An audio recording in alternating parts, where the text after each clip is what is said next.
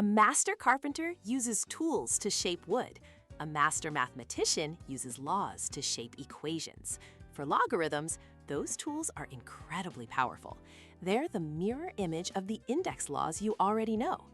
Remember how multiplying bases meant adding the powers? With logs, it's the reverse. Adding two logs together means you get to multiply their arguments. This simple trick, turning difficult multiplication into easy addition, was how massive calculations were done before calculators. But the real magic for solving modern problems comes from the three fundamental laws. First, the product law. Adding logs is the same as multiplying what's inside them. Log 2 plus log 5 is just log of 10. Second, the quotient law. Subtracting logs means you're dividing. Log 20 minus log 2 is also log of 10. But the third, the power law, is the most useful. It lets you take a power from inside a log and move it to the front as a multiplier. So log of x squared becomes a much simpler 2 times log x.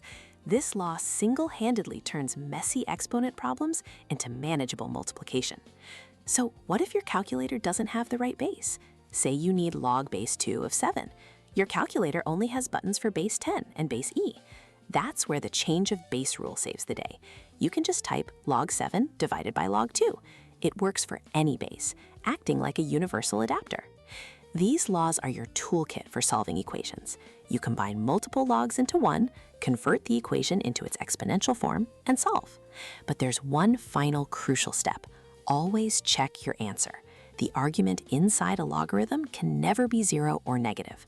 If you solve an equation and get a solution like x equals -2, you must plug it back in.